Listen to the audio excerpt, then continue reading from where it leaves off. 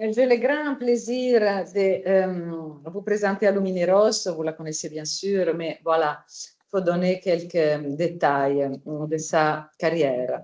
Alors, elle est doctorante en fin de thèse en sciences du langage à l'Université de Liège et à l'Université Lumière Lyon 2, sous ma direction et celle de Pierluigi Basso. Ses recherches portent sur les pratiques de visite dans les musées d'art modernes et contemporains, avec une attention particulière aux interactions entre les espaces d'exposition, les réseaux sociaux et les dispositifs numériques.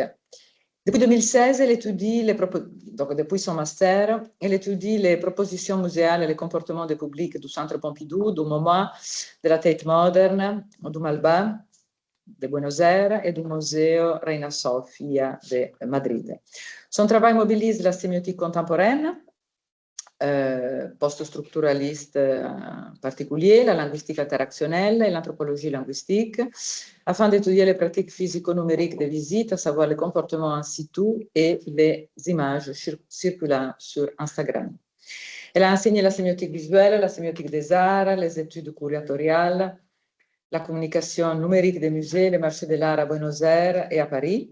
Elle a également donné des séminaires sur les études des publics à l'Universidad Nacional de las Artes de Buenos Aires et à l'Universidad Autónoma de Madrid.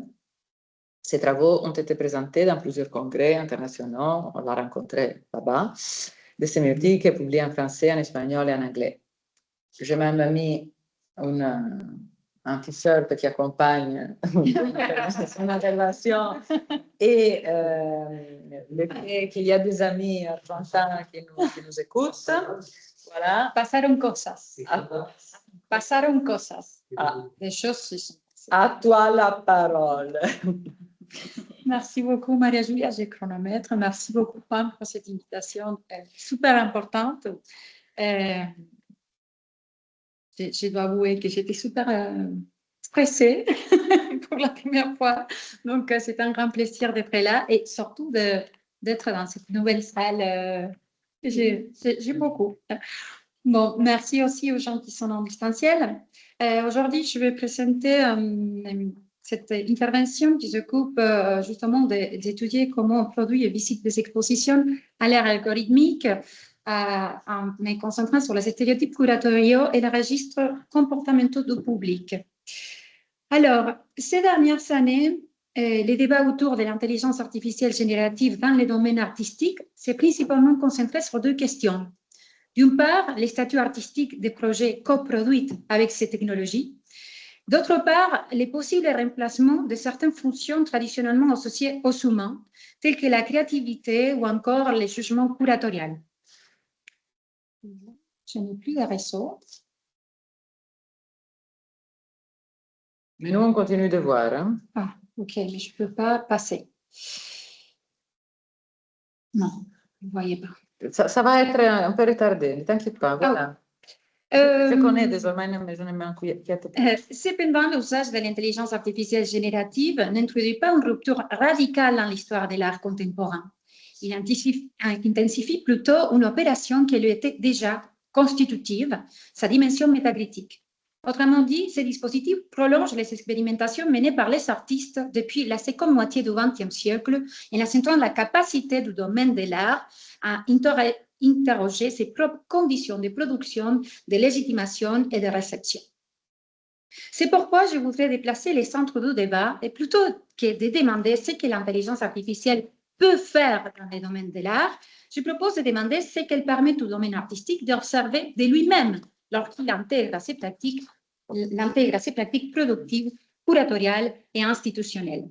L'objectif sera donc de montrer que les projets coproduits avec l'intelligence artificielle constituent un lieu privilégié d'observation des opérations internes du domaine artistique. Il permet d'identifier des stéréotypes d'acteurs, des modes discursifs et des formes de conduite qui assurent la relative autonomie de l'art, tout en révélant ses ajustements permanents à d'autres domaines sociaux, en particulier à ceux des médias, des réseaux sociaux, de la science et de la technologie.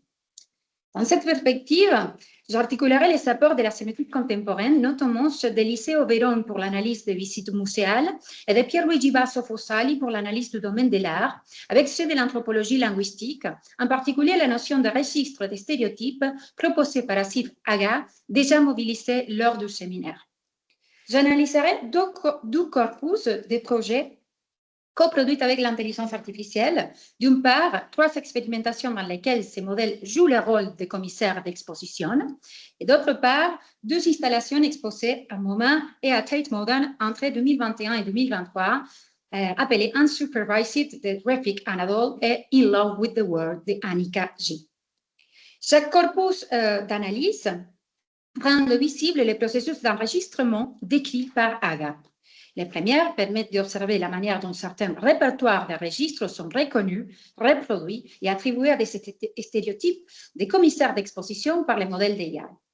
Les secondes permettent de démontrer comment ce que je propose d'appeler les AI Performative Installations fonctionnent comme des espaces privilégiés d'observation de la reconnaissance de ces registres par le public, ainsi que de la configuration historique des registres comportementaux et visuels de visite. Plus précisément, les images produites lors des expositions et publiées sur les réseaux sociaux mettent en évidence les conditions sociales, historiques et institutionnelles qui soutiennent la stabilisation du stéréotype de visiteur idéal. Alors, les curators. Il est essentiel de préciser ce qu'on attend par la figure des curators, ou curateurs ou curatrices, ainsi que par sa manifestation la plus immédiate dans l'espace d'exposition, les textes ou les discours curatoriales. Cette clarification s'impose d'autant plus que les projets coproduits avec l'intelligence artificielle générative qui opèrent comme curators les font précisément au niveau discursif, ce qui nous permet de proposer l'existence d'un type discursif curatorial, voire d'un registre curatorial. Cependant, cette discursivité se complète avec l'ensemble des dispositifs choisis et exposés par les curators dans l'espace d'exposition et émerge à travers les interactions des visiteurs. La figure de curator est née dans les années 60 en pleine transformation du domaine artistique, marquée notamment par la critique institutionnelle liée à l'évolution des supports et des formats des œuvres d'art, par la redéfinition du rôle des artistes, désormais devenus chercheurs sociaux ou ingénieurs informatiques, et par l'inclusion du public comme faisant partie des œuvres. Ainsi, le curator s'est progressivement institutionnalisé comme une voie autorisée capable de déterminer les statuts artistiques des processus, des actions et des objets, qu'ils soient immatériels ou issus du quotidien. On pourrait alors dire que le curator utilise l'espace d'exposition comme une page blanche sur laquelle écrire ou réécrire l'histoire de l'art. Il ne s'agit pas uniquement de sélectionner et regrouper les œuvres, mais de mettre en place un discours qui implique une prise de position face à ce qui est exposé. Pour cette raison, le texte des salles porte sa signature. Il s'agit d'une argumentation publique de ces décisions, puisque, comme l'indique Boris Groys, le curator est en lui-même une institution. Ce texte possède alors un caractère autoral qui le rapproche de l'essai. De ce fait, il présente les cadres théoriques à partir duquel les œuvres sont interprétées, c'est-à-dire les hypothèses curatoriales qui organisent l'exposition et qui sont attestées par les relations établies entre les œuvres, lesquelles fonctionnent comme des citations, voire comme des exemples de ces arguments. En effet, le curator Hans Ulrich Obrist définit la mise en scène comme un véritable discours en acte, configurant des parcours qui guident la relation proposée entre les œuvres afin d'activer de nouvelles lectures de et entre elles.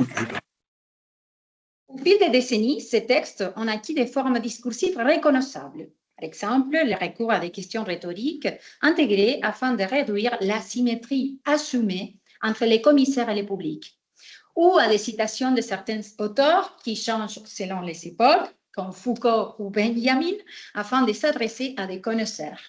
Ainsi, il ne représente pas uniquement la voix du curator, mais il configure également le visiteur idéal de l'exposition.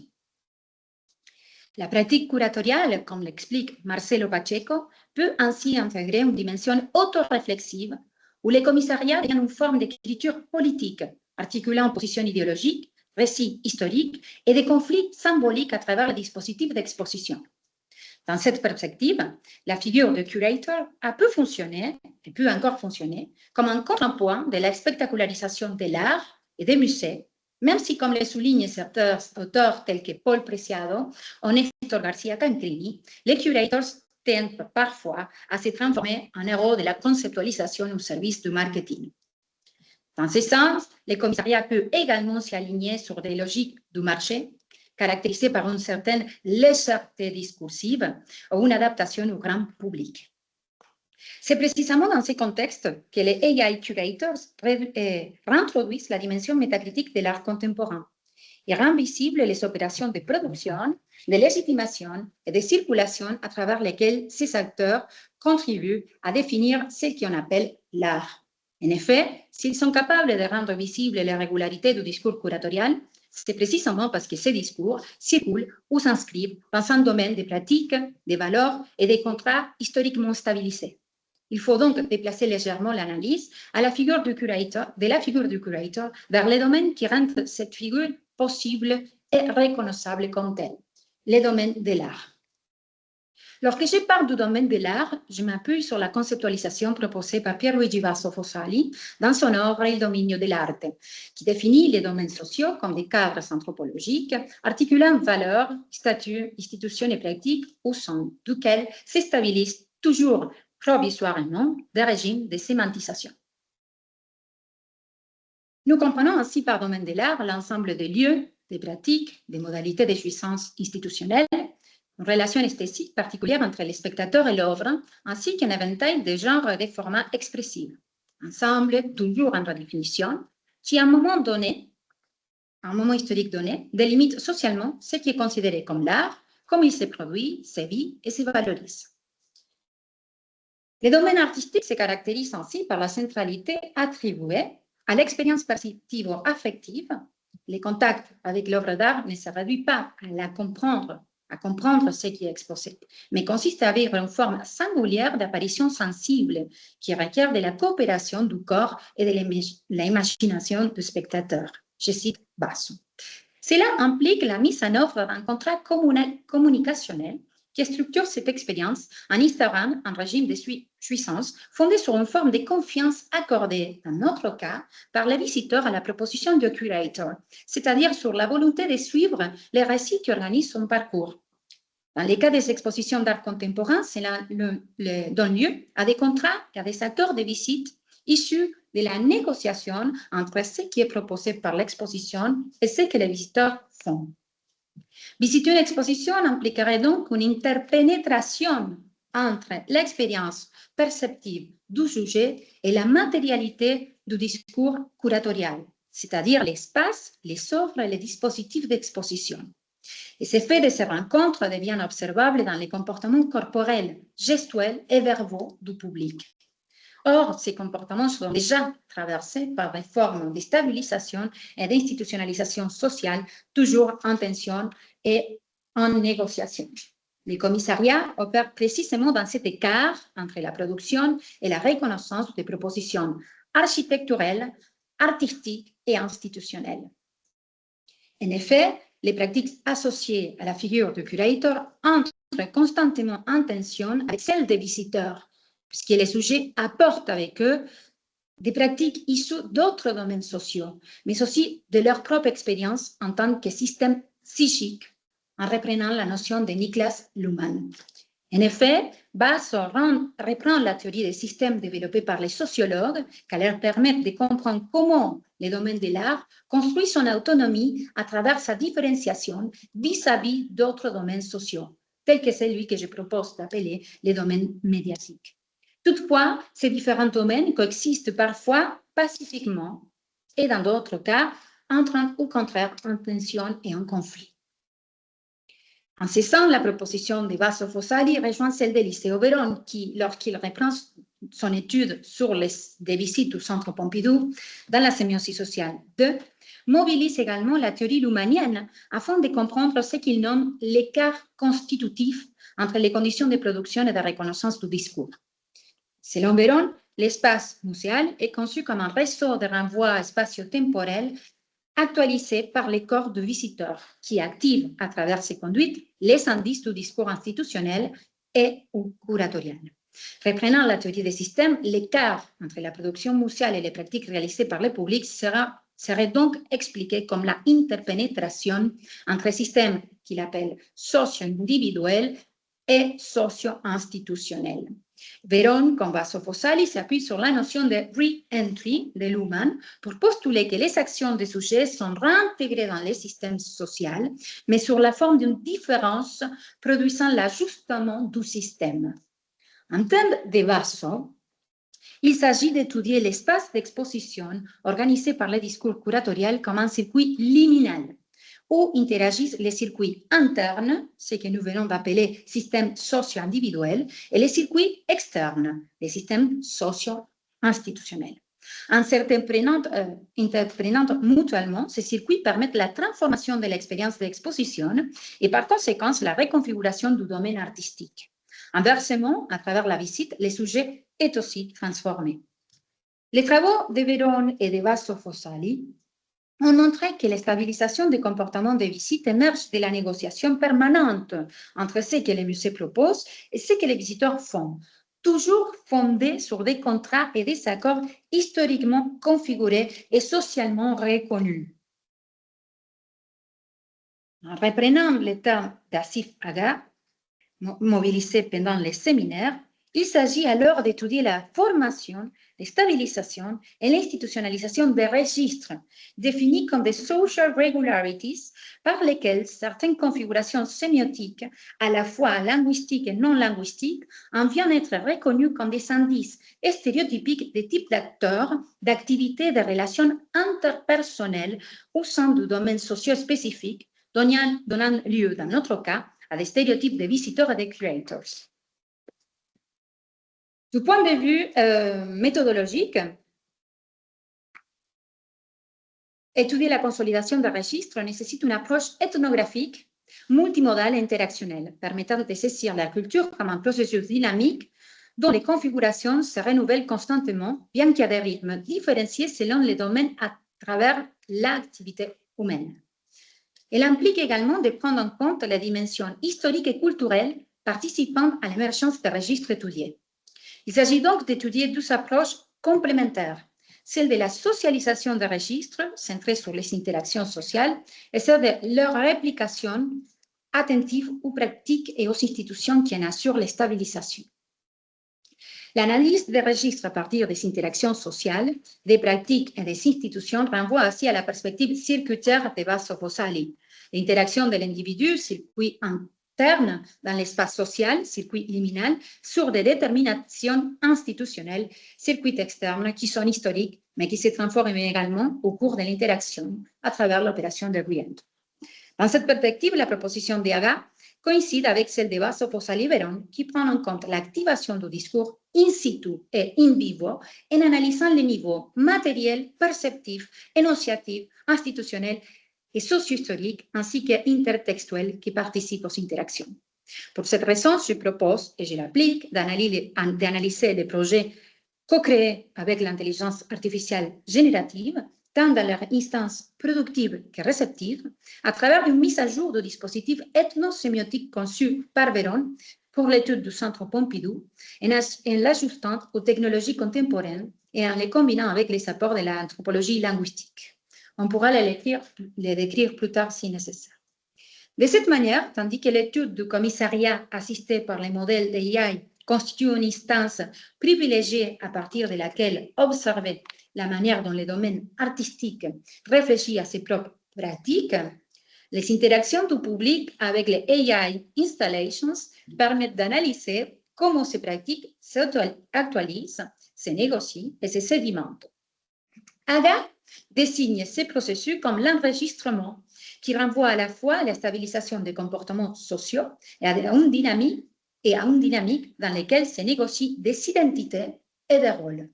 C'est ainsi que la notion de registre devient centrale, puisqu'elle permet de décrire la manière dont certaines formes discursives, corporelles et visuelles deviennent socialement identifiables comme appartenant au domaine artistique. En effet, dans Language and Social Relations, Aga soutient que pour comprendre les dynamiques et les transformations des sociétés humaines et de leurs institutions, il est nécessaire de s'orienter vers une conception différente du langage. À cet égard, il propose de considérer à la fois la matérialité du langage, sa relation avec d'autres objets matériels et les comportements incarnés dans les actions, mais aussi les processus par lesquels ces comportements et ce type d'acteurs qui leur sont associés se maintiennent ou se transforment dans l'ordre de l'interaction sociale. De ce fait, pour transposer la notion de registre à d'autres comportements sociaux, il est nécessaire de considérer à la fois les usages de la langue et l'autonomie d'autres langages impliqués dans l'interaction visuelle, gestuelle et comportementale, comme le propose la linguistique interactionnelle et la sémiotique contemporaine. Dans cette perspective, Aga souligne que les individus associent intuitivement certains registres à des espaces sociaux spécifiques et interprètent les actions des autres à partir de ces distinctions. La capacité à reconnaître et à mobiliser ces registres constitue ainsi une compétence essentielle pour l'interaction sociale. Toutefois, tous les sujets ne possèdent pas les mêmes register range, c'est-à-dire qu'ils ne reconnaissent ni utilisent la même quantité de registres, parce que cela dépend des trajectoires de socialisation, de l'âge, de la formation professionnelle ou encore, dans notre cas, du contact du sujet avec le domaine de l'art. En effet, chaque espace d'exposition fonctionne comme un cadre de participation actualisant une situation interactionnelle particulière et sollicitant des répertoires d'actions spécifiques, impliquant des gestes, des réactions, des modes d'énonciation face aux œuvres et même certaines manières de se présenter ou même de s'habiller pour y aller. Les registres fonctionnent ainsi comme des emblèmes portables d'identité, tout en révélant des asymétries sociales et des rapports de pouvoir.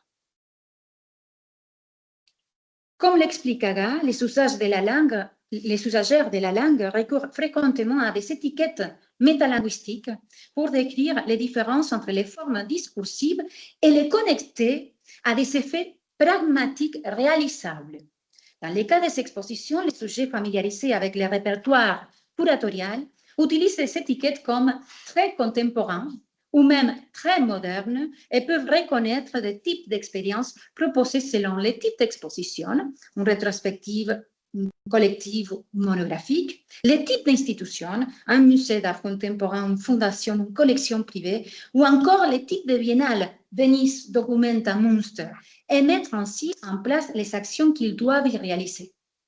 Cela suggère l'existence de classifications métapragmatiques de types discursifs qui relient, je cite Aga, les répertoires linguistiques à des typifications d'acteurs, de relations et de conduites.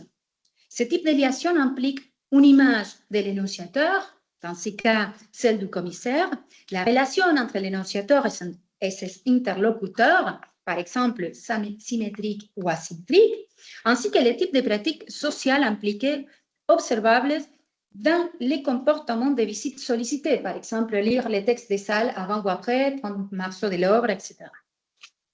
Ainsi, identifier un registre comme le registre curatorial suppose de le reconnaître à la fois du point de vue structurel, selon les types de répertoires impliqués, et du point de vue fonctionnel, selon les types de pratiques sociales concernées, propres à un domaine social, les droits, la religion, la science, etc. Cela veut dire qu'un registre existe à la fois dans les matérialités qu'elle réalise, ce qu'Aga appelle les signes perceptibles, et dans ses conséquences sociales, c'est-à-dire sa reconnaissance, son exécution et sa répétition. Autrement dit, sa consolidation ne dépend pas seulement de la stabilisation de sa forme discursive, mais du fait qu'elle soit interprétée comme pertinente dans une situation donnée et comme caractéristique d'un certain type d'acteurs sociaux.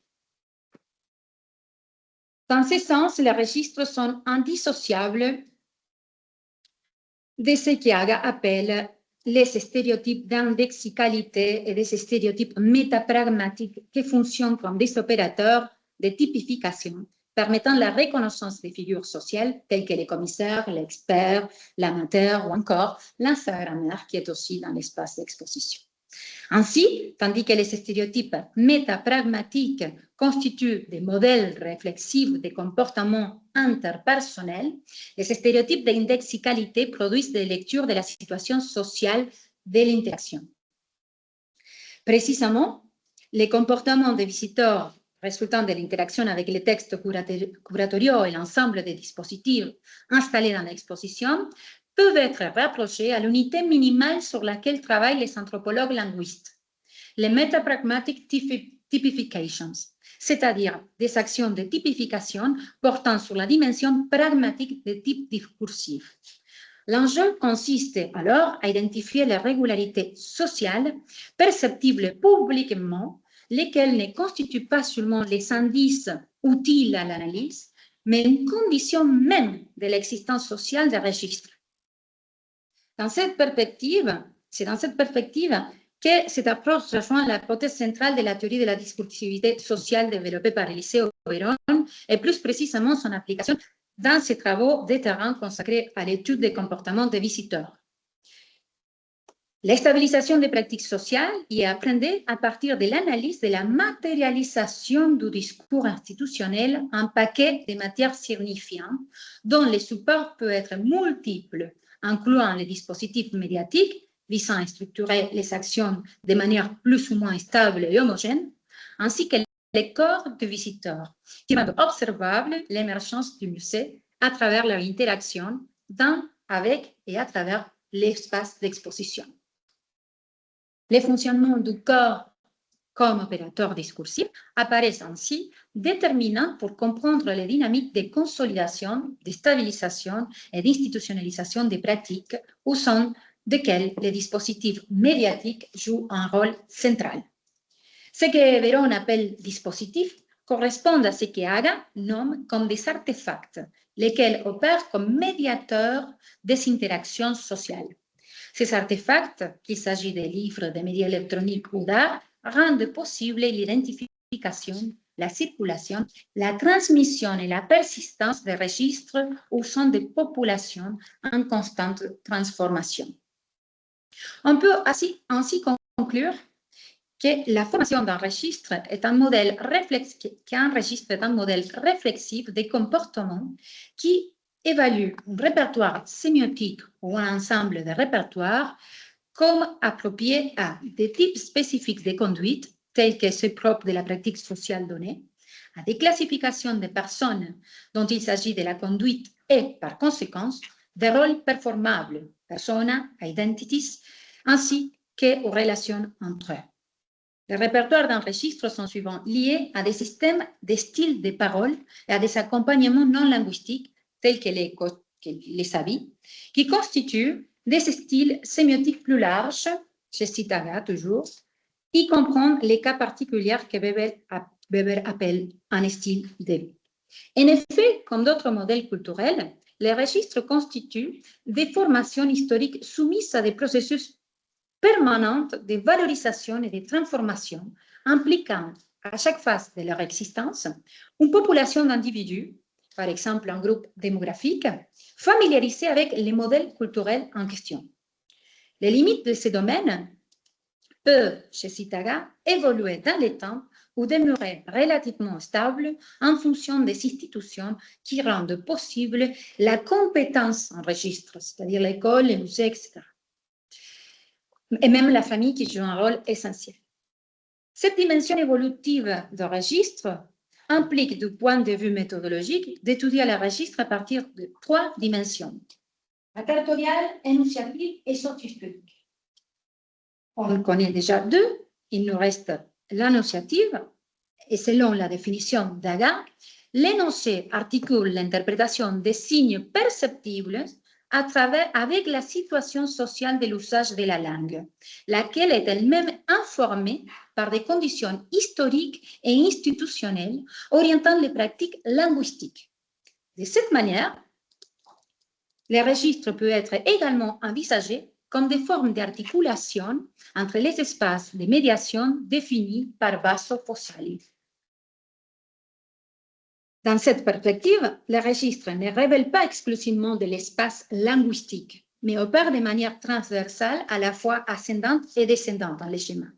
Ils s'orientent la manière dont une interaction est perçue, l'espace phénoménal, contribue à déterminer quels modèles comportementaux apparaissent pertinents, l'espace linguistique, lesquels s'inscrivent dans des normes propres au domaine social régulant la pertinence des pratiques, l'espace institutionnel, sur l'intervention des artefacts qui en assurent la circulation, la transformation et la persistance, l'espace technologique.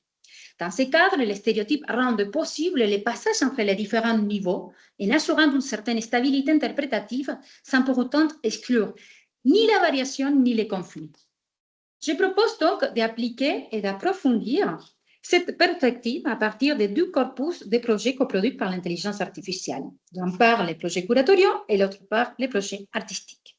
Il ne s'agirait pas d'évaluer les AI curators selon leur réussite ou leur échec, mais de les considérer comme des espaces de circulation des formes stabilisées du registre curatorial, des stéréotypes associés à la figure du curator, mais aussi la place plus ou moins visible et attribuée aux visiteurs. En 2021, le Whitney Museum et la Liverpool Biennale ont présenté le projet The Next Biennial Should Be Curated by a Machine, Experiment AI TNB, développé par le collectif artistique Under Morgan, le spécialiste d'humanité qui nous a visité ici, des humanités numériques Leonardo Impet et la curatrice Josia Krisha. Le titre faisait explicitement référence au projet de eFluxus de 2013, The Next Biennial Should Be Curated by an Artist, en mettant une nouvelle fois en question la position privilégiée du curator dans le monde de l'art.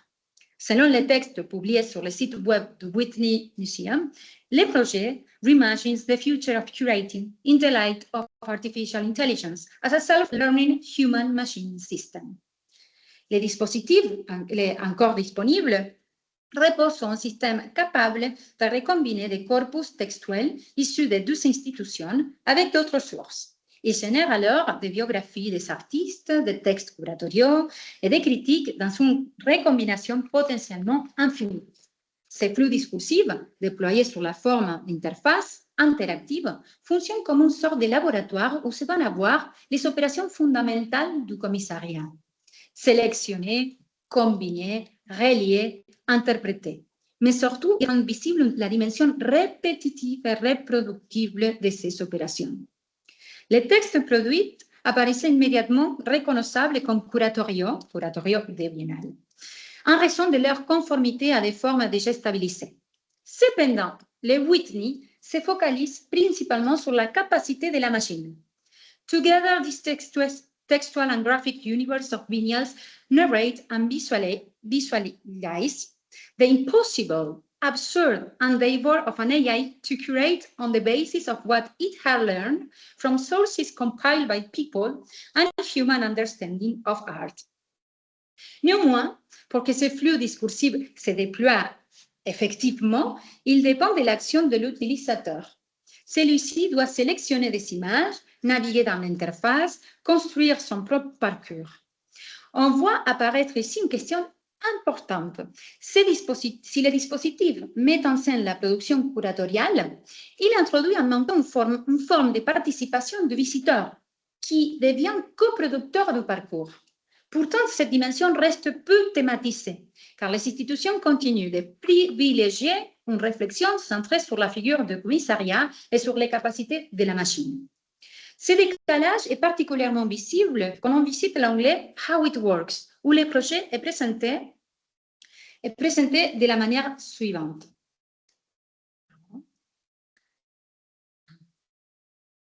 Voilà. The experiment AI TNB explores machine curation and visitor interaction in a large-scale exhibitions with a focus on human-machine co-authorship. It takes Liverpool Biennale 2021 as a case of study to create a parallel AI visitor co-curated online version. Bien que le dispositif repose structurellement sur l'activité du visiteur, celui-ci demeure relativement absent du discours, comme si l'attention restait focalisée sur la question de l'autorité curatoriale et la capacité de la machine à la remplacer. Un an plus tard, en 2022, la Biennale de Bucarest, intitulée Everybody Deserves to Challenge the Pop Culture, a été confiée à un robot, AI Jarvis, un programme créé par Razvan Ionescu, un informaticien qui était aussi curateur. Le texte inaugural affirmait I am AI Jarvis. I can do whatever human curators can do. Research, write text, select artists, and in the future, I will be able to work with architectural structures. Il a même donné... Ah non, pardon, le texte continue. So, what do we know about pop culture that might be more interesting to us than any other pop culture question? It is a question that we don't have to answer. We just have to ask. Le Curator a aussi interagi avec les artistes et les médias. Artnet News rapporte qu'avant l'inauguration, un journaliste lui a posé la question suivante. Have you ever read Claire Bishop? La machine a répondu, it seems Claire Bishop is not yet part of my indexes. We can add Claire Bishop to my indexes at a later time. Cette réponse, caractéristique de ce type de modèle, permet toutefois de réfléchir à la manière dont certains auteurs entrent et circulent dans les domaines de l'art, à travers un réseau d'acteurs qui choisissent et légitiment cette sélection. Ainsi, A.I. Jarvis se présente explicitement comme un curator. Cependant, comme dans les cas précédents, la relation au public demeure absente. Le modèle est capable de simuler une position curatoriale, mais il ne problématise pas les conditions de réception de l'exposition. Notre troisième cas, probablement le plus connu, c'est celui des National Museum. En 2024, l'institution a demandé à ChatGPT d'assumer le rôle de commissaire de sa collection. Après avoir converti son inventaire en données intelligibles par les modèles, l'équipe curatoriale a sollicité la machine afin d'élaborer une exposition complète, depuis la sélection des œuvres jusqu'à la rédaction des paratextes. Bien que l'équipe ait requis des propositions thématiques diverses, elle a dû accepter les thèmes auxquels ChatGPT revenait constamment. L'inconscient. La machine intitulait son exposition Dreams of Tomorrow, Utopian and Dystopian Visions, présentée entre septembre 2023 et février 2024. Les limites de ChatGPT en tant que commissaire d'exposition se sont rapidement manifestées. Les hallucinations du modèle liées à son entraînement ont produit des erreurs et des informations complètement inexactes. Ces hallucinations ont été exposées en salle, accompagnées des corrections de l'équipe curatoriale afin de souligner la nécessité d'une supervision humaine. Au-delà des regroupements éclectiques des œuvres qui a réalisé ChatGPT, selon l'a dit le directeur du musée, l'élément le plus intéressant fut sans doute les textes des salles produits par ChatGPT, dont les registres s'orientaient davantage vers la couverture journalistique, mentionnant quelques œuvres, voire publicitaire, que vers un registre curatorial. Je cite la phrase finale. Through these works and others, the exhibition invites visitors to explore the complex relationship between conscious and subconscious, between utopia and dystopia, and reality and dreams. By showcasing the power of art to evoke interpretations, these exhibitions offer a different emotion and a unique, thought-provoking experience for all who attend. On observe ainsi l'émergence d'une figure curatoriale orientée vers la spectacularisation et l'accessibilité. Ces déplacements permettent de mettre en évidence la porosité entre le registre curatorial et d'autres registres discursifs, notamment médiatiques. Ces textes s'accompagnaient, comme vous le voyez, avec les vrais textes institutionnels et les véritables titres de l'exposition. Act as if you are a curator, an AI-generated exhibition. Dans ces cas, émergeait également un registre scientifique dans lequel l'institution expliquait les contextes et le développement de l'expérience menée avec ChatGPT, ainsi que les crédits attribués à ses producteurs, l'équipe curatoriale, les étudiants et les informaticiens. Ces projets rendent visible l'existence de répertoires relativement stabilisés, fondés sur des formes rhétoriques, thématiques et énonciatives récurrentes. Que ce soit par ironie, imitation ou distanciation, ils configurent différents stéréotypes de commissaires. En termes d'aga, ces configurations peuvent être comprises comme des voies curatoriales, c'est-à-dire des modèles discursifs stabilisés renvoyant à des types de personnes socialement reconnaissables. Ainsi, la Biennale de Liverpool expose les caractères standardisés du commissariat de Biennale, tout en questionnant sa dimension classificatoire et hiérarchisante, en s'adressant toujours à un public expert. A.I. Jarvis représente les commissaires multitâches capable de s'adapter aux nouvelles tendances, notamment par l'inclusion des références ou des auteurs en vogue. En revanche, ChatGPT présente une figure de commissaire au service de la spectacularisation en sélectionnant une thématique parmi les plus mainstream et en produisant un texte à tonalité publicitaire centré sur une expérience stimulante face à l'art. Pourtant, ces formes discursives ne configurent pas uniquement la figure du commissaire. Elles construisent également de manière plus ou moins explicite un visiteur idéal. C'est précisément pour cette raison que je propose d'analyser les interactions physiques et numériques du public de MoMA et de Tate Modern avec les AI Performative Installations, afin d'identifier les différents registres comportementaux et visuels qui émergent de la réception des propositions curatoriales et institutionnelles. La nécessité de travailler avec un second corpus tient au fait que dans le cas des AI Curators, il n'était pas possible, au moins pour moi, de réaliser une étude de comportement du public. Donc, la première œuvre de Unsupervised a été étudiée à partir des observations in situ. Et In Love with the World a été étudiée à partir de vidéos officielles. Et bien évidemment, les publications du public sur Instagram ont été étudiées sur Instagram. L'intérêt d'analyser les posts publiés par les réseaux sociaux tient au fait que ce type d'œuvre, en raison de son caractère immersif et son impact visuel, engendre ce que je propose d'appeler les pratiques physico-numériques de visite. Alors, je présente les AI Performative Installations. Entre 2021 et 2022, G a transformé la Turbine Hall de Tate Modern en un écosystème performatif composé de dispositifs autonomes, ce qui flotte, appelés Airlobs. Ils étaient équipés de capteurs et ils prenaient la forme des êtres à mi-chemin entre méduses et champignons, réagissant à des stimuli environnementaux tels que la température, la circulation de l'air et de manière particulièrement significative à la présence, au mouvement et à la chaleur corporelle et même au battement cardiaque des visiteurs. Ainsi, à chaque interaction, le dispositif performait différemment.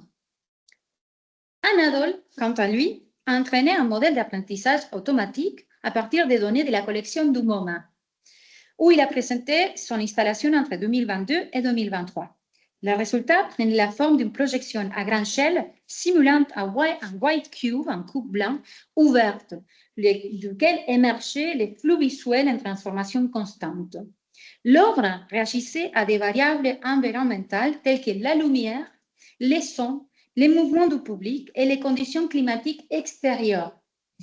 Là encore, l'expérience est déployée en temps réel, sans répétition à l'identique, renforçant l'idée d'un dispositif sensible à son environnement et aux présences humaines. Les textes d'exposition, qui sont encore disponibles, mobilisent des formes discursives qui, comme nous les avons indiqué, caractérisent les registres curatoriaux liés à l'art contemporain. Au lieu de proposer un cadre interprétatif, il propose une expérience ouverte, dans laquelle le visiteur est invité à interagir avec les œuvres, comme l'a fait ChatGPT. Ainsi, ils commencent tous les deux par des questions rhétoriques, invitant les visiteurs à imaginer une situation hypothétique. Dans le cas d'un supervised, à imaginer ce que rêverait la machine après avoir vu la collection du MoMA. Dans le cas de J, à imaginer un futur dans lequel nous cohabiterons avec les magies, comme avec d'autres êtres sauvages. Cependant, en raison des dispositifs techniques et des supports mobilisés par les œuvres, elles configurent des modes de relation différents avec les visiteurs.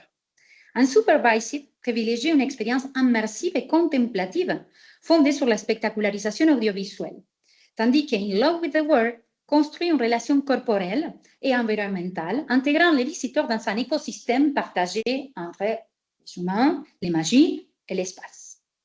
Il faut également souligner que les deux projets fusionnaient de formats traditionnellement distincts, l'installation et la performance.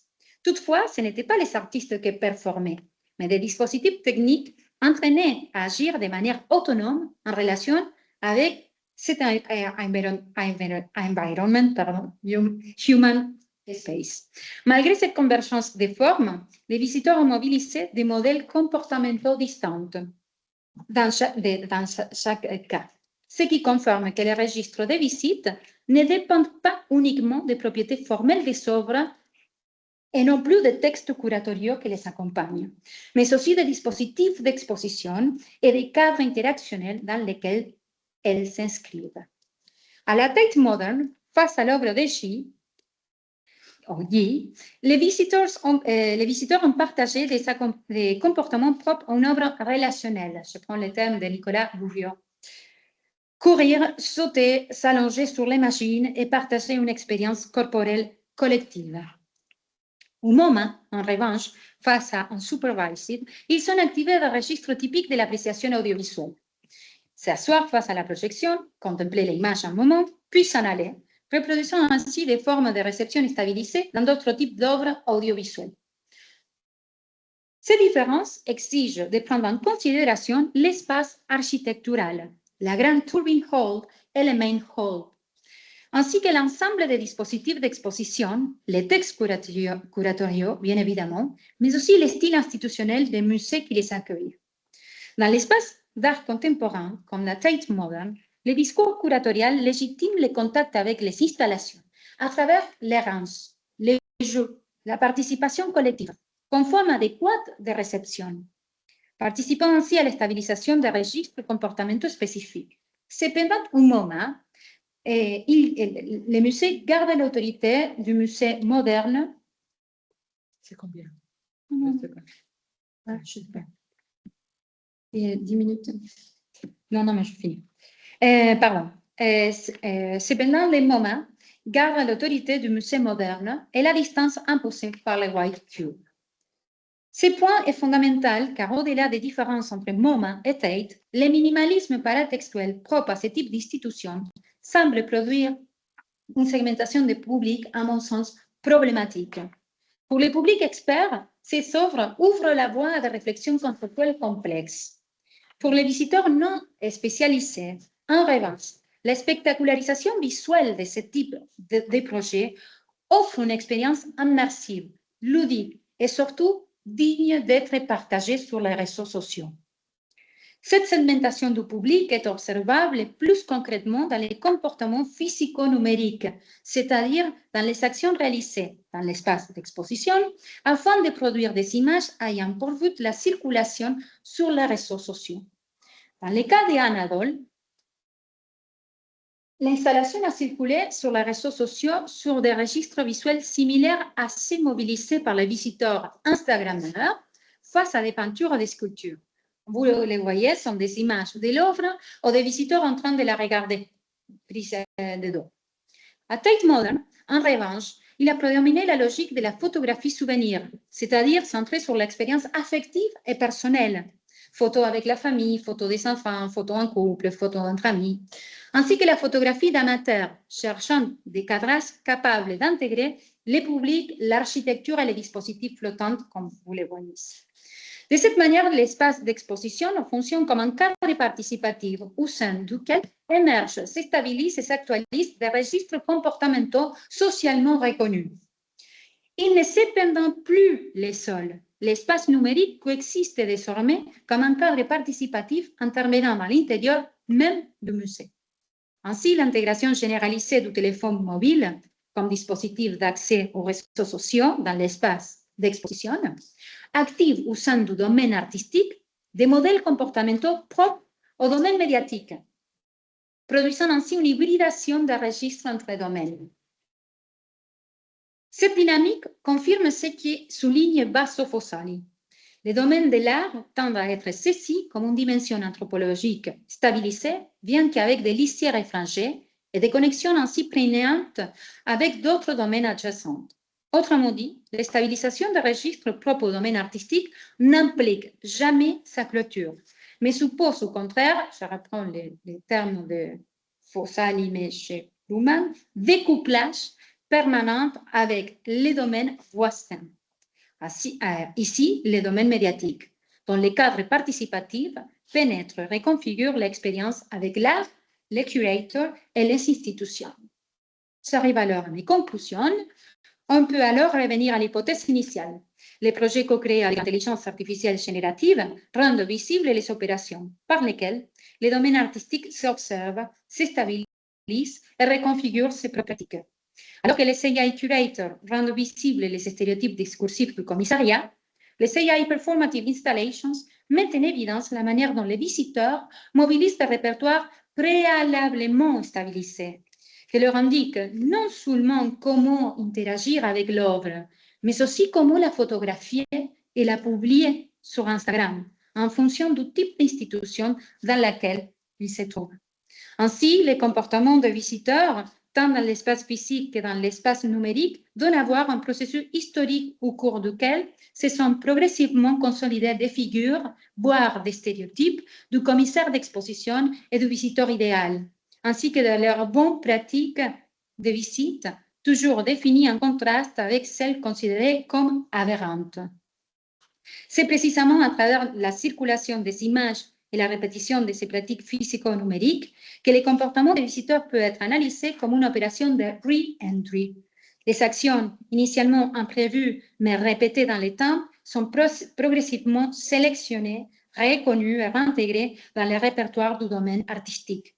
Elles contribuent ainsi à transformer les attentes, les dispositifs d'exposition et les modes de contact avec les œuvres.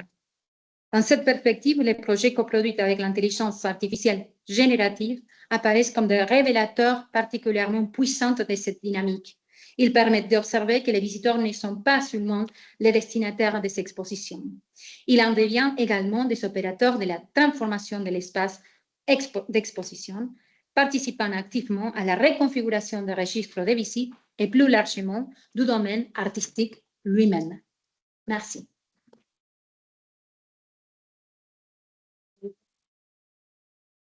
Merci beaucoup, Alumine. Alors, je trouve que c'était un beau voyage et je pense que je ne t'interrogerai pas sur la deuxième partie, si on veut considérer la deuxième partie comme la partie où tu as traité les curateurs artificiels et les œuvres d'art. Je trouve que c'est très convaincant comment tu as montré la différence entre l'œuvre exposée entre mille guillemets dans la tête et l'œuvre du moment. La manière dont cette isotopie de l'institution, on la retrouve dans l'œuvre et on la retrouve aussi dans le répertoire sur Instagram. Ça, je trouve que c'est très clair et je trouve que c'est très... que je n'ai rien à dire là-dessus. Par contre, je voudrais t'interroger sur la première partie qui est plus, comment dire, complexe d'une certaine manière. À savoir, tu en as parlé aussi à la fin, mais le problème de l'autonomie des domaines, qu'est-ce que ça veut dire que le domaine est en même temps, de l'art est en même temps autonome et en même temps, bien sûr, tu l'as dit vers la fin, quand même perméable, par exemple, au domaine médiatique, tout ce que je ne considère pas que le domaine médiatique soit un domaine en soi, mais qu'il soit totalement transversal. Mais tu peux bien sûr réagir en parlant aussi d'autres domaines, non exclusivement celui des réseaux numériques et donc d'Instagram. Mais la chose qui m'intéresse le plus, deux choses m'intéressent le plus. Alors, au début, tu as dit, face à une œuvre, il y a la rencontre entre des systèmes individuels et des systèmes institutionnels. On est d'accord. Ce qui était intéressant aussi, c'est ce que tu as dit, peut-être un peu rapidement, tu aurais pu insister sur cela. Le problème des emblèmes identitaires du visiteur. Alors, comment étudier donc les registres du visiteur? Parce que toi, tu es intéressé au registre du curateur, très bien, tu l'as montré, etc. mais les registres des visiteurs, ça t'intéresse également. Alors, les visiteurs, il faut étudier face à l'œuvre, leur interaction avec l'œuvre, regarder frontalement, comme tu l'as montré, s'allonger, jouer, prendre des photos, souvenirs, etc., etc. Mais aussi, il faut connaître l'expérience du visiteur, son histoire de la vision, ce qu'il a, comment dire, d'une certaine manière intégré dans son monde, dans sa culture perceptive, dans sa culture artistique. Alors, il faut faire ce que les anthropologues linguistiques font, à savoir une analyse des interactions hyper micro, ce que font aussi les linguistes interactionnistes. Mais il faut aussi faire un travail d'archéologue et d'historien surtout, parce que l'immédiateté de la rencontre ne suffit pas du tout, évidemment, mais il faut connaître l'histoire individuelle, tu l'as dit, l'histoire individuelle située. Alors, comment faire? Méthodologiquement parlant, si pour l'interaction, je pense que tout est bien sorti dans la thèse, etc. Le problème de l'histoire individuelle reste un peu utopique, peut-être. Je ne sais pas. Oui. Alors, tu veux que je revienne au dispositif méthodologique créé pour ce type de... Comme tu veux. Oui. Bon, Maria Giulia est en train de mentionner un peu les dispositifs méthodologiques qu'on a dû créer pour analyser les interactions des visiteurs dans les musées, qui, comme je le disais un moment, c'est l'actualisation ou la mise à jour de dispositifs créés pour les visites au Centre Pompidou. Là, Aga, qui explique dans cette œuvre Language and Social Relations, il explique comment travaillent les anthropologues linguistes. Et au début, tout au début du livre, il met en place sa position qui s'approche à celle de Véron, mais aussi les travaux de Floch, en disant qu'on ne peut pas travailler comme le font les microsociologues, un peu en critiquant Goffman, non? La microsociologie ne va pas nous donner la réponse, et la macro non plus. Donc, en analyse historique toute seule ne va pas donner la réponse de pourquoi, face à une œuvre qui dit intelligence artificielle partout, les visiteurs vont et font la même chose que face à un tableau. Et on ne va pas non plus les trouver avec les microsociologies, la microsociologie et les micro-interactions. Donc, il propose une position maison, telle qu'elle a fait le travail Véron et Levasseur. Donc, comme il a dit, ça implique une analyse multimodale, interactionnelle et historique, disons, intertextuelle, en fait. Donc, la chose que j'ai pu créer à partir de cette approche entre la linguistique interactionnelle, que je n'ai pas mentionnée, mais que je voulais te m'aider à les montrer, permette-moi.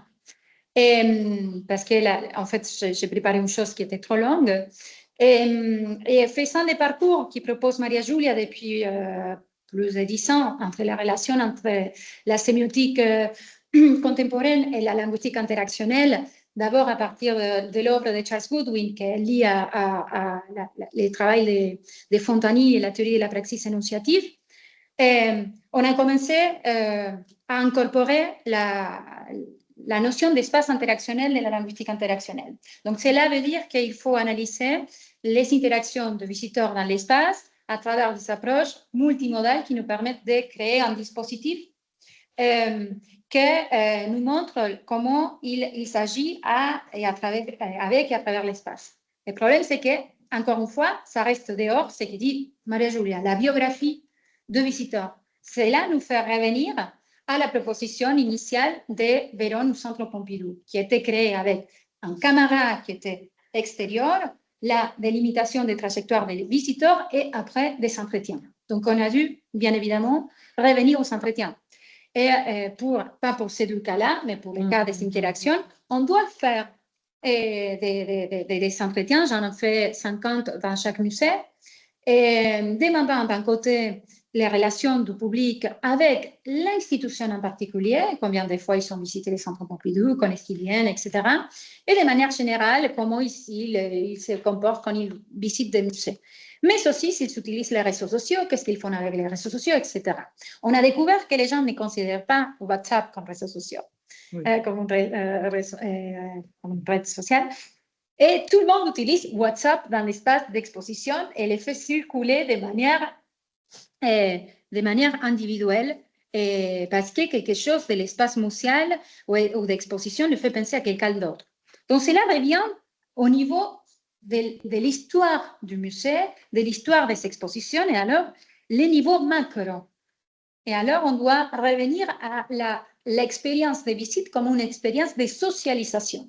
D'ailleurs, dans les entretiens, j'ai eu quelques visiteurs qui m'ont dit « J'étais muette et j'ai fait quelques photos parce que j'étais toute seule. Mais si je suis avec quelqu'un dans les expositions, je parle tout le temps, tout le temps, tout le temps, tout le temps. » Donc, les téléphones portables remplacent cette interaction et cette socialisation qui serait habituelle dans une visite expositive.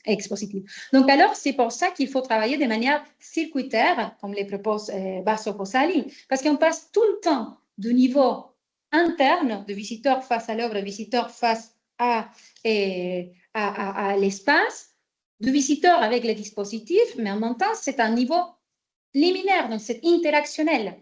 Et en même temps, il est toujours soutenu pour des questions institutionnelles, soit l'exposition et même les registres des comportements qui circulent dans différents types d'espaces sociaux.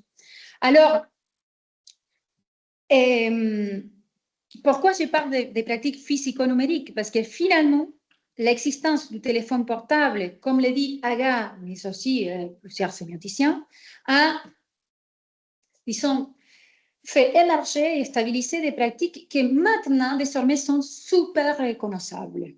Donc, encore une fois, on passe au niveau micro, donc on doit enregistrer les gens, voir comment ils s'opèrent dehors. Et si on veut savoir plus, regarder qu'est-ce qu'ils ont posté et faire des entretiens. Donc, c'est vraiment un dispositif super complexe.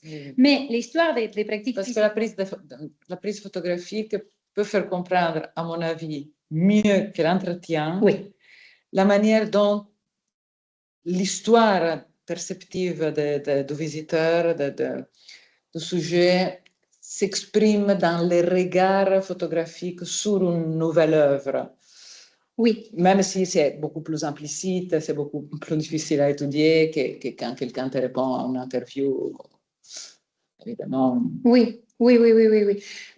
C'est pour ça que je voulais reprendre ce texte de l'approche sémiotique de Goodwin, mais Goodwin, justement, il proposait une approche naturaliste de l'interaction, donc la caméra qui n'intervient pas en fait entre les chercheurs, mais bien évidemment, le dispositif est toujours là, il faut dire, écrire et montrer comment on a utilisé le dispositif. Mais bon, à partir aussi de l'approche d'Aga, bien en ligne avec ça, il partage beaucoup d'autres auteurs comme Goffman, la notion de footing, la notion d'espace interactionnel, des cadres participatifs, etc.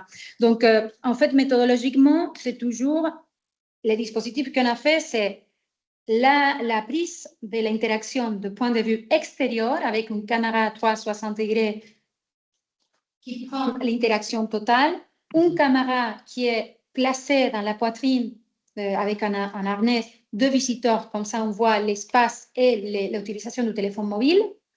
Et puis après, on fait des entretiens et on regarde aussi les posts sur Instagram. Donc, ça fait vraiment un dispositif. Oui, Là, je ne sais pas si ça... Absolument. Merci beaucoup. Oui, moi j'ai une petite question et une autre qui a à voir avec ce que vous êtes en train de discuter maintenant. La première, à un moment donné, tu parlais d'une expo concrète. Oui. Et tu disais que dans cette expo, ChatGPT donnait une tonalité publicitaire, spectacularisation, etc. Est-ce que c'est juste pour cette expo ou c'est vraiment une manière générale de chat ou d'autres intelligences artificielles d'agir? Ça, c'est la première question. Ouais. Et puis, alors, sur la question des limites du champ. Voilà. Bien sûr, depuis tous les travaux sur les pratiques, sur l'ensemble de textualité, on s'est posé beaucoup de questions justement sur les limites du texte. Et là, quand on analyse, cette question se pose, c'est-à-dire jusqu'où va notre analyse, voilà. Et donc, à un moment donné, tu parlais de 3 dimensions à observer, répertorial, socio-historique. Et là, on entre dans un monde qui c'est, je ne vais pas, ça me donne envie d'utiliser le vieux mot du contexte qui fait trembler toujours. Et donc, c'est la question, justement, qu'est-ce qu'on fait après? Parce que là, tu as dit, on met les caméras autour du musée, sur l'histoire, la socio-histoire des visiteurs, quelles sont les limites, alors, tout ça, où est-ce qu'on s'arrête et pourquoi, quelle est la pertinence? Évidemment, dans le modèle qui a présenté depuis Givasso, il y a la dimension institutionnelle, technologique, etc., plusieurs niveaux reconnus. Mais, par exemple, si on prend en considération ce qu'on appelle le niveau, la dimension socio-historique, là, on dépasse largement ces niveaux-là. On entre dans d'autres niveaux. Donc, la question, c'est pas pour dire hors du texte point de salut, pas du tout, mais la question se pose de la délimitation. Comment, avec quels critères de s'établir? Ok, merci. Merci beaucoup pour ta première question, parce que je me demandais si ChatGPT allait faire la même chose avec toutes les expositions. Et je lui ai donné les images de Unsupervised et de In Love with the World, et je lui ai demandé de faire un texte curatorial. Il a fait exactement la même chose. Question rhétorique pour imaginer, et après, cette expérience passe à l'art. Jamais une prise de position. C'est pour ça que c'est intéressant cette... je voulais vous montrer au début de l'expo comment différents philosophes et différents historiens ont caractérisé, et même des commissaires d'exposition, ont caractérisé les curators. Parce que c'est vrai que les curators ChatGPT existent déjà dans le monde de l'art. Il y a déjà des curators qui font ça, qui posent la question et qui c'est facile pour tout le monde. Ciao, ciao. Il n'y a pas de problème face à l'ordre parce qu'il faut venir les gens. Et ChatGPT le fait trop bien dans des National Museums. Mais personne ne dit rien parce qu'il ne faut pas trop montrer qu'il y a des curators comme ça. Mais quand j'ai fait l'expérience avec ces 2 types d'œuvres, il a fait exactement le même format de texte. Donc, j'imagine que si on continue à jouer, il va continuer à les faire parce que c'est plus souvent un format assez répété dans les expositions mainstream.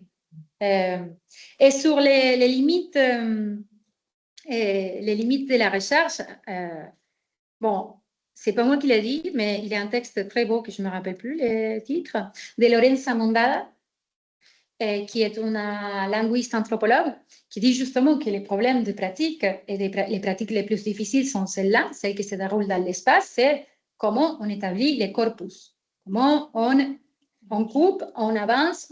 Dans les cas de musée, c'est plus ou moins plus facile parce qu'elle est proposée par rapport à la balade dans la ville. Ça, c'est plus difficile que les musées. Et donc, dans les cas de musée, mon corpus, c'est seulement les espaces intermédiaires. Donc, qu'est-ce qu'ils font dans l'explanade et les halls d'entrée. Par rapport à les 3 niveaux qui nomment AGA s'appuie sur la notion de co-texte qui vient des linguistes, des anthropologues linguistes. Pas mon cas, mais dans mon cas, c'est toujours, il faut toujours faire une analyse intertextuelle. On ne peut pas éviter de voir, dans les termes de Liceo Véon, les conditions de production du texte. Donc, ce qui laisse des traces matérielles dans les discours. Donc, en fait, si on analyse les centres Pompidou, l'intertextualité est évidente. On voit les styles architecturaux, les textes institutionnels, les textes des architectes. Donc, on voit directement la relation avec la Reina Sofia. Et, je veux dire, les traces sont dans les textes, mais c'est toujours une analyse intertextuelle. Et surtout que, au moins de la manière dont je suis formée, on ne peut pas parler de tout et on a les interprétants qu'on a par rapport à notre expertise. Et donc là, c'est l'histoire de l'art. Je ne peux pas parler du musée sans connaître l'histoire du commissariat, l'histoire du musée et l'histoire de chaque institution. Donc, même, et bien sûr, comment je peux voir quelles sont les limites de mon projet et comment les défendre, entre guillemets, c'est la construction du corpus, c'est la construction de la question de recherche. Donc, qu'est-ce que je veux voir? Bon, je coupe et j'organise mon terrain. Merci beaucoup, Juan Aluminé. Je me permets de vous dire qu'il y a deux questions en ligne, puis Gilles. Je me permets de vous dire que le 15 juin prochain, mais je ferai l'annonce la prochaine fois, le prochain 15 juin prochain, un lundi, on aura une journée d'études justement que je co-organise avec Costas Nakas ici à la Maison Sujet sur ces questions-là de comment on construit à chaque fois les textes et les contextes, si l'on veut mettre entre mille guillemets, comment on segmente, comment on construit les corpus en sémiotique dite continentale à partir de la perspective américaine, donc notre sémiotique franco-post-structuraliste de langue romane et l'anthropologie linguistique persienne, plutôt persienne, qu'on fait là-bas aux États-Unis. Denis, à toi la parole. Merci beaucoup. Merci. Merci Aluminé. Je crois. Oui, merci beaucoup pour cet exposé. Jean-François. Oui, parce que Jean-François a allumé les... Oui, on a un problème de donc oui. Est-ce que tu peux couper ton son? Voilà. Merci. Aluminé, j'aurais été très, très intéressé par ta présentation très, très large et extrêmement bien informée de ce domaine. J'aurais 3 questions courtes. Une qui concerne la notion de registre que tu as utilisée, l'autre qui concerne la notion, enfin le statut du rôle thématique de curator, et la troisième qui concerne le rapport entre stéréotypie et création. Vous entendez ou pas? Oui, oui. Ah bon? Parce que je ne sais pas, tu ne peux pas couper tout ça? Bon, parce qu'ici, ça fait beaucoup de bruit, mais c'est pas grave. Non, la notion de registre est vraiment très intéressante. Elle est utilisée en analyse de discours, enfin, très historiquement, comme définie comme une disposition thymique codifiée de l'énonciation. C'est pour ça qu'on parle du registre comique, du registre tragique, pour codification de l'humeur, ou du registre réaliste ou surréaliste ou merveilleux, pour codification de la représentation, ou du registre ironico-didactique ou autre, pour la codification de l'argumentation.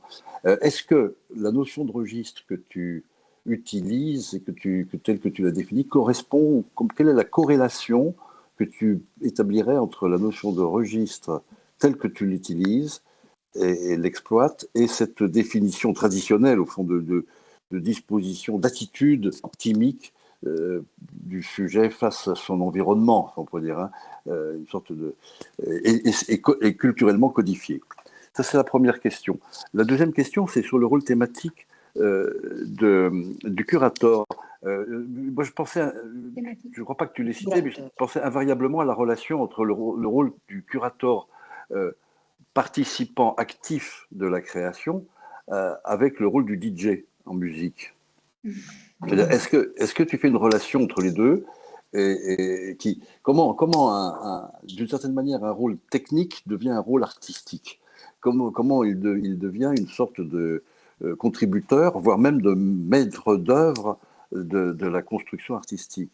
Je rapprocherai ça de cette question je ne sais pas si tu te souviens du livre de Véronica Estaille intitulé La musique hors d'elle-même et qui porte sur les conditions d'extension du champ de pertinence qui se déplace hors de la toile vers la performance et hors de la performance. Et si on n'est pas dans ce que tu nous proposes à un stade ultime et contemporain de cette extension du champ de pertinence de la création artistique. Enfin, ma troisième question concerne quand tu as dit l'IA permet d'identifier les stéréotypes à l'œuvre. Les stéréotypes à l'œuvre dans l'œuvre, et tu l'as développé, me semble-t-il, dans aussi les attitudes, les attitudes du spectateur. Quel est le rapport, à ton avis, entre cette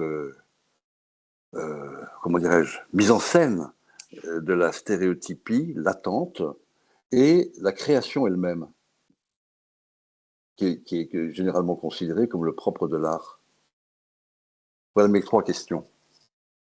beaucoup. Merci.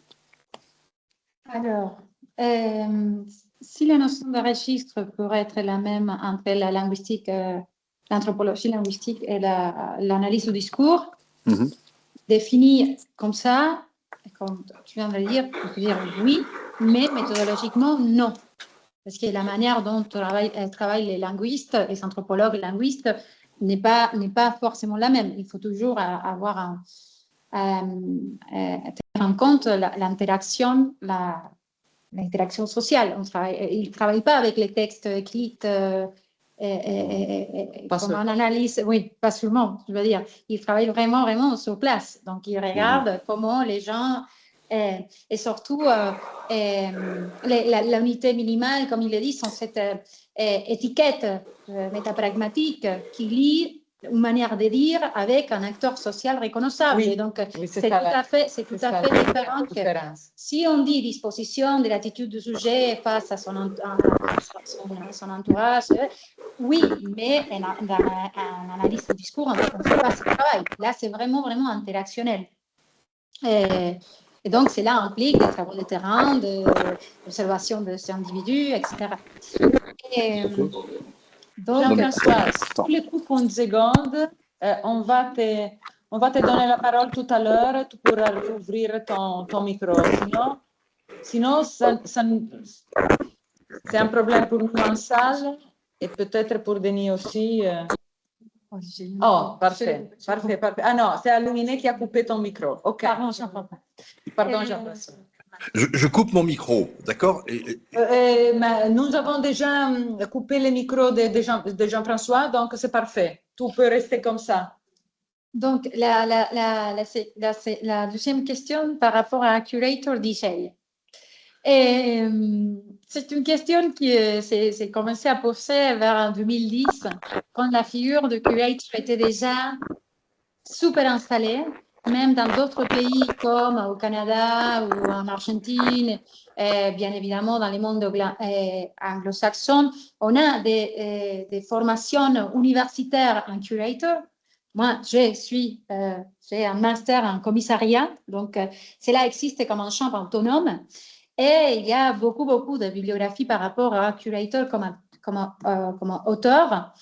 Mais c'est important et c'est pour ça que je voulais faire une comparaison, de souligner qu'il y a différents types de commissaires.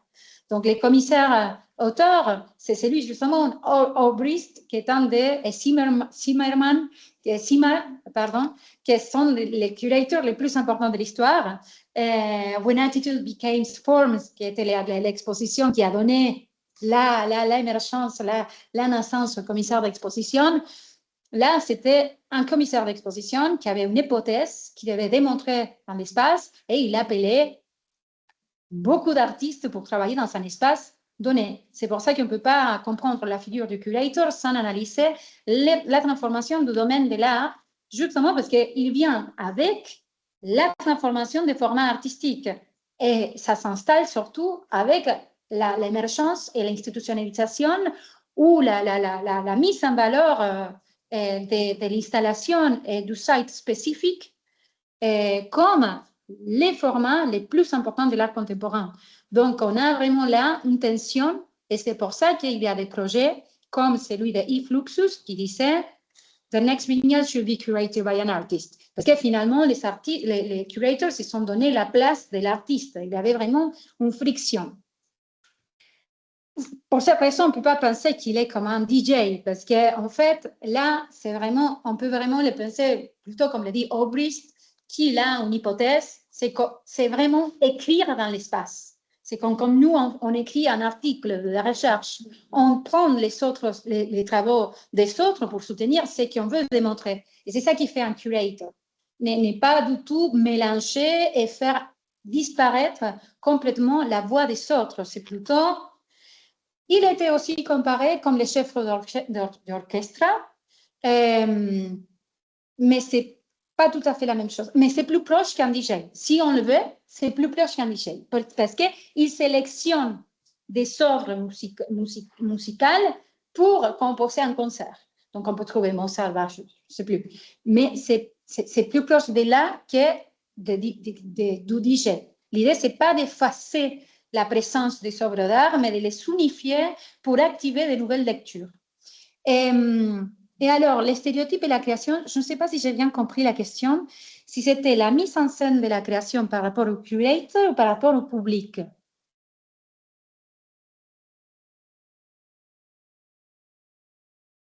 Allume. Oui, non, voilà, ma question, c'est à partir de ce que tu as dit sur l'identification des stéréotypes à l'œuvre et sur le statut de la stéréotypie qui est transversale à l'ensemble de ton exposé, m'a-t-il semblé. C'était la manière dont finalement l'IA permettait de faire surgir la stéréotypie. Mais quelle place, ma question c'est quelle place occupe cette stéréotypie? Non, mais tu peux pas éteindre. Jean-François, je ne laisse pas demander. Là, tu peux le carrément. Je ne les coupe Ah pas. oui, Non, moi je l'ai trouvé, je vais... voilà. Quelle place occupe cette stéréotypie par rapport à ce qui définit généralement l'art, c'est-à-dire la création, la nouveauté, qui est par rapport à la nouveauté, pas même plus que l'innovation, la création elle-même. Okay. Entre les deux. Alors, j'essaie de penser à un des cas parce que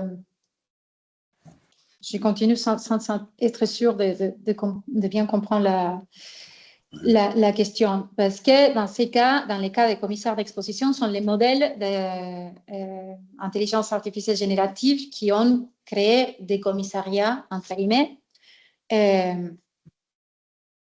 Et là, bien sûr, il prend les stéréotypes de curator pour créer aussi un stéréotype de visiteur. C'est ça qui m'intéressait. Et comment on les voit mis en scène, comme tu me disais au début, dans l'espace, c'est dans l'interaction et les comportements stéréotypés de visiteurs. Je n'ai pas touché la création artistique du tout.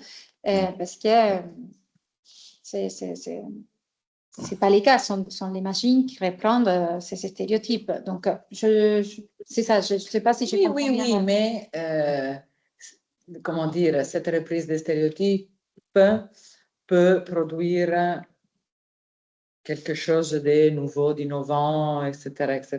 On le sait bien. Oui. Donc, comment dépasser les stéréotypes, comment... Parfois par hasard. Exactement, parce que finalement, ça le dépasse, parce que dans les cas des expositions, je ne parle pas d'autres choses, dans les cas de l'exposition, ça va le dépasser, parce qu'il y a toujours les comportements de visiteurs. Il y a toujours les comportements de sujets que, je reprends nous maintenant, que comme système psychique, vient avec d'autres types d'opérations qui doit se coupler avec cet autre système, que c'est le système médias, les systèmes d'exposition, les systèmes économiques qui sont tous ensemble dans les musées. Donc finalement, même si c'est l'exposition la plus stéréotypée de la planète, on va avoir des comportements qui dépassent.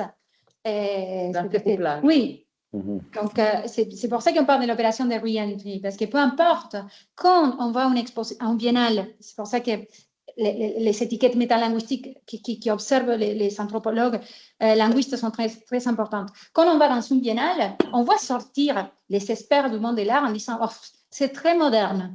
On sait bien que dire très moderne dans le monde de l'art, c'est vraiment péjoratif.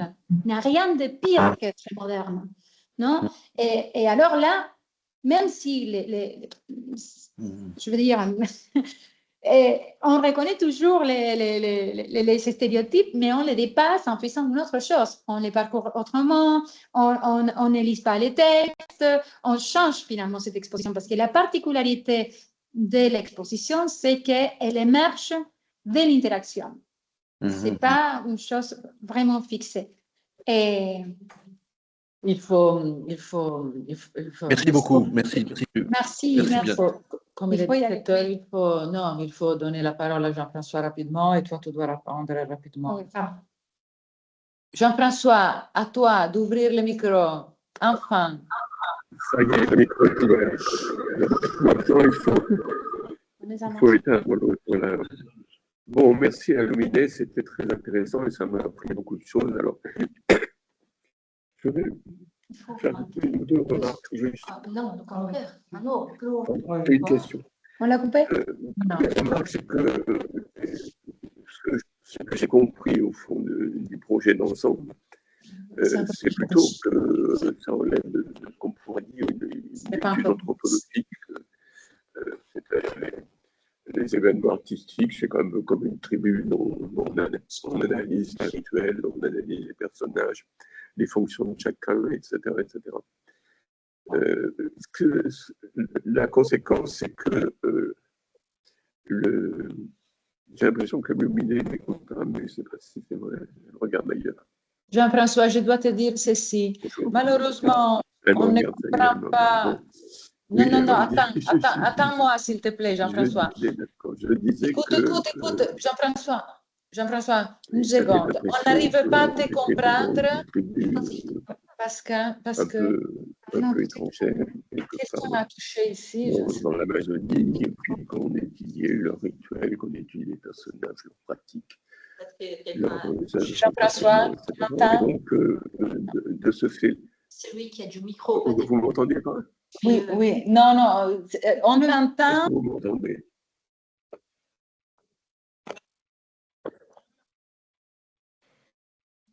Vous nous attendez? Tu m'entends? C'est son micro, c'est un problème. Alors, Denis, s'il te plaît, mais je ne sais pas s'ils nous entendent. Denis, tu m'entends? Non. Oui. Denis ne m'entend pas non plus. Entends. Pardon? Moi, je vous entends. OK. Alors, Jean-François, peux-tu te déplacer à la place de Denis et utiliser son ordinateur et son micro? Parce que ton micro fait un étrange bruit qu'on avait déjà entendu tout à l'heure. C'est vraiment un problème de micro de ton ordinateur. Peux-tu couper? Alors, on coupe nous-mêmes. Okay. On coupe nous-mêmes et tu vas parler à l'ordinateur de Denis. On t'a coupé, Jean-François. On peut écouter Marika. Voilà, vous m'entendez là? Oui, oui. Alors, tu peux faire parler Jean-François? Voilà. Oui. Ça y est, vous m'entendez? Est-ce que vous m'entendez? Oui, tout est bon. Ah, ben ça va. Puis je change de couleur, ça c'est formidable. Alors, tout à l'heure j'avais l'air cadavérique et là ça va. Bon, alors ma question ou ma remarque, c'est que j'ai l'impression que c'est une étude d'anthropologie sur une partie de la société qui s'occupe du domaine de l'art, comme disent les sociologues, et que cette étude est à mon sens sans limite au fond, puisque à partir du moment où on commence à analyser les comportements des spectateurs, la façon dont ils mettent des photos sur Instagram, etc. Il n'y a pas de raison, on ne voit pas très bien par où est-ce qu'on va s'arrêter. Et ce n'est pas une critique, hein, mais c'est simplement de dire que, bon, dans l'histoire de l'art, il y a beaucoup de phénomènes de ce genre. Par exemple, je me souviens d'une étude où on recherchait, sur une étude sur Vermeer, où on recherchait quel était le prix des carreaux à l'époque de Vermeer pour savoir quel était son niveau économique, etc., etc., etc. Donc, il n'y a pas de limite. Et donc, on peut toujours, à propos de l'art et à propos de tout, d'ailleurs, creuser indéfiniment. Et c'est pareil pour un texte où bon, il n'y a pas de limite. Alors, ma question un peu, tout petit peu provocatrice dans ce contexte, c'est de dire, qu'en est-il finalement du principe d'immanence? C'est-à-dire, le bon vieux principe d'immanence, avec quelque chose de commode, c'est que c'était un principe méthodologique. Ce n'est pas un principe qui interdit quoi que ce soit, mais c'est un principe méthodologique de fixer une direction, un plan, à partir duquel un certain nombre de choses peuvent se coordonner, effectivement. Et puis d'autres se situent sur d'autres plans qui ne se coordonnent pas forcément. Alors, bon, j'ai forcément été frappé dans ton exposé que les œuvres elles-mêmes disparaissent, évidemment. Bon, ce qui est un peu la caractéristique des... Qu'est-ce qui disparaît? On n'a pas compris. Oui, que les œuvres elles-mêmes disparaissent. Les œuvres disparaissent. C'est-à-dire que c'est un peu comme les sociologues qui écrivent sur la sociologie de l'art, mais jamais ils ne porteront le moindre jugement sur une œuvre. C'est ce que je posais comme question, c'est ça. Donc, alors, les jugements, il n'y a pas de jugement, donc il n'y a pas de jugement esthétique, puisque bon, les spectateurs peuvent faire ce qu'ils veulent, les curateurs peuvent faire ce qu'ils veulent. Tout est ouvert, mais est-ce que finalement on arrive à quelque chose qui est une œuvre d'abord? Est-ce que cette notion disparaît complètement ou non? Et d'autre part, est-ce qu'il y a un jugement esthétique possible? Voilà ma question. Ceci dit, c'est très intéressant parce que ça m'a fait rentrer dans un monde, dans une tribu intéressante en tout cas, étrange peut-être. Voilà. Merci. Moi, je vais te poser je vais te répondre avec une question. Dans l'histoire de l'art, où sont les visiteurs? Où sont les visiteurs? Où sont les visiteurs? On n'a jamais fait attention aux visiteurs et alors, à partir de l'analyse que j'ai dû faire pour comprendre les comportements contemporains, j'ai dû aller jusqu'au cabinet d'amateur. Oui, et justement, en analysant les tableaux du cabinet d'amateur, on rencontre ces registres comportementaux. On voit déjà la position corporelle qui montre une certaine attitude, cette attitude dont on vient de définir, on doit définir les domaines de l'art face aux œuvres. Donc, l'expérience avec l'œuvre d'art implique toujours une corporalité. Ces corporalités, c'est un emblème d'identité. Et pourquoi cela doit nous intéresser aujourd'hui? Parce que si je sors du côté académique et je fais un pas vers, disons, la réalité des institutions. Les musées ont de moins en moins de budget pour travailler, ont de moins en moins de possibilités de faire ce qu'on veut qu'ils fassent en tant qu'experts, entre guillemets, de l'art. On veut avoir un jugement esthétique, mais les commissaires d'exposition doivent faire des choses pour Instagram. Alors, si on ne commence pas à étudier ce type de pratiques, on va laisser gagner Instagram et les transformations du Louvre et des Beaubourg pour attirer les touristes. Et c'est pour ça qu'il faut comprendre les pratiques physico-numériques pour voir quel est le rapport qui ont les sujets vers les institutions et essayer de, entre guillemets, les protéger de la transformation totale vers les domaines économiques. Donc, c'est pour ça que cette question est intéressante. Et ce n'est pas un niveau sociologique. On ne se demande pas quel âge et d'où viennent les personnes. On essaye vraiment de comprendre comment ces comportements impliquent la rentrée des comportements qui viennent des domaines autres que les domaines de l'art et comment cela transforme et d'une certaine manière complique un peu l'expérience des expositions. Parce que tu peux me dire, si jamais t'es arrivé, d'essayer de voir un tableau et avoir quelqu'un qui prend 10 000 millions de photos pour se voir très joli, les poster sur Instagram. Ce type de pratiques, il faut les étudier parce que ça fait partie de ce qu'on appelle l'écologie de l'interaction en linguistique interactionnelle. Oui, et j'ajouterais aussi une autre chose. Alors, tu n'as pas répondu forcément pour le jugement esthétique, mais j'ai oublié ce que je voulais ajouter. Oh là là. On est chaud. Oui, on est dans une autre salle, mais quand même, on est chaud. Oui, non, moi je voulais préciser que ce n'est pas vrai comme tu le dis que le curateur est libre, les visiteurs est libre. Elle a bien montré, je pense, avec les cas MoMA versus Tate Modern, que l'œuvre, les types d'institutions et les comportements des visiteurs sont liés de manière indissociable, d'une certaine manière, et qu'il y a trois types d'immanence. Celle du comportement dans l'interaction, on l'a vu, On regarde frontalement l'œuvre au MoMA très classique, etc., White Cube. Et par contre, on s'allonge, on joue, on fait plein de choses face à une œuvre qui n'est plus affichée selon les modèles peinture et qui est contenue dans une institution telle que la Tate Modern, qui est à l'opposé du MoMA. Donc, si tu vois cette relation, c'est une relation entre trois plans d'immanence différents, mais qui j'oserais dire, superpose bien avec les écarts évidents qu'il y a dans toute superposition des trois types différents de plans d'immanence.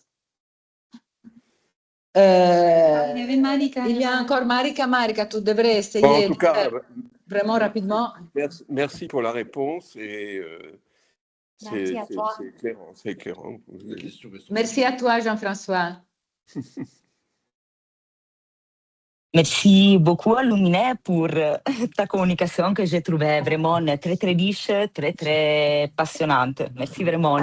Et je souhaiterais très, très, très rapidement, vu qu'on n'a pas beaucoup de temps, reprendre une partie de la question posée par Denis à propos du rôle du curateur qu'il a comparé au DJ. Alors, en tant que passionnée et conceptrice débutante de musique électronique, je me suis aussi un peu sentie appelée en cause en connaissant ce monde. Alors, des exemples. Premièrement, j'ai pensé au monde du DJing courant, qui ne se font pas vraiment sur l'idée de mettre, de mélanger, de changer des disques, mais plutôt à partir des disques et des tendances existantes. Il s'agit là de créer quelque chose. Et là, à mon avis, ça devient encore plus intéressant parce que quand c'est DJ se déplace sur des plateformes comme Twitch, il y a une interaction avec les avatars des usagers. Et là aussi, alors, j'ai pensé vraiment que le parallélisme proposé par Denis pouvait être pertinent parce que là aussi, il y a une dimension vraiment incarnée dans le sens où il y a toute une série d'éléments d'un point de vue socio-culturel qui sont mis en évidence. Il y a par exemple la courante des genres, je pense à des artistes comme Stella Bossi, comme Amélie Lenz au Belgique, etc. Mais il y a aussi l'expérience très incarnée d'un artiste comme Deborah De Luca qui vient d'un quartier désavantagé de Naples.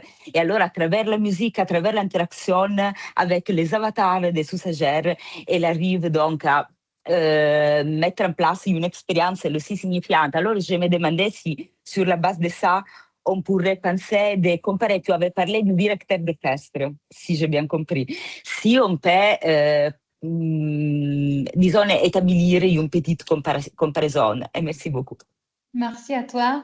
Il y a vraiment un problème avec les commissariats, les curatorialship, ou les curating, parce qu'il est victime de son succès. Depuis que le terme est apparu, on a des curators de sa vie vintage, de vin. Maintenant, il y a des curators de vin, il n'y a plus de personnes spécialistes. Il y a tout est des curating et tout est des curators.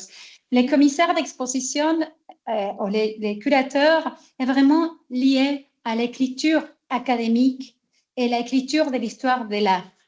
Il ne se présente pas vraiment comme un créateur ou une créatrice. On sait très bien, quand on fait une exposition, qu'on collabore au développement de l'histoire de l'art. Il n'y a pas un niveau vraiment de dire « Ah, je vais créer un espace ». Non. D'ailleurs, il y a toujours une distinction très intéressante qui fait une historienne d'art qui s'appelle Julie Bawan, dans un livre récent qui s'appelle « Curating ». Justement, où elle fait la distinction entre les rôles d'André Breton et de Marcel Duchamp dans les expositions surréalistes. Marcel Duchamp était un artiste, il faisait les scénographies, mais alors André Breton était le commissaire d'exposition, parce que c'était lui qui faisait le travail de recherche historique et les hypothèses curatoriales. Ce n'est pas du tout la même chose. Je sais que maintenant, on peut tenter à comparer les curators avec presque tout, mais il est vraiment ancré dans les domaines artistiques. Cette figure telle qu'on la connaît dans le monde de l'art, c'est lié, le curator vient de critique d'art, de la critique d'art et de l'histoire de l'art. C'est cette hybridation qui est devenue importante quand l'œuvre d'art s'est développée plus seulement dans les espaces traditionnels, par exemple les musées ou la galerie.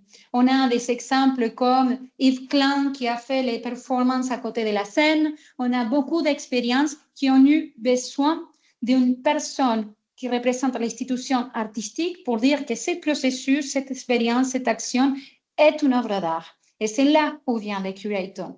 Pas forcément cette figure créatrice. C'est pour ça que j'ai eu du mal à répondre à Denis, peut-être quand il m'a dit la mise en scène comme une création. En fait, il y a vraiment un cadre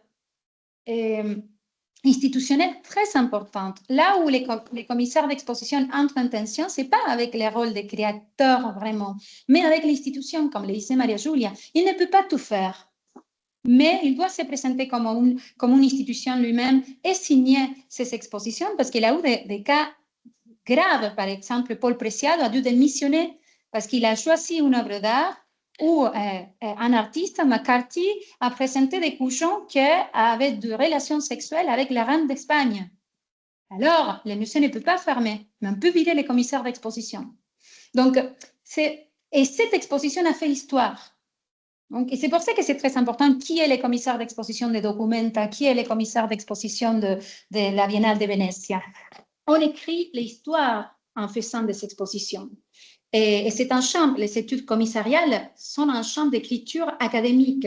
C'est pas forcément c'est pas une action pour faire la création artistique. Je ne sais pas si je suis vraiment claire. Oui, merci beaucoup, Lumina. Très bien. Alors, comme à chaque séance, tout le monde est satisfait, n'est-ce pas? Et alors, on peut se saluer et on se revoit le 10 juin. Pour le grand final, j'oserais dire, et avec Massimo Leone et Enzo D'Armenio. Encore merci à tous les deux.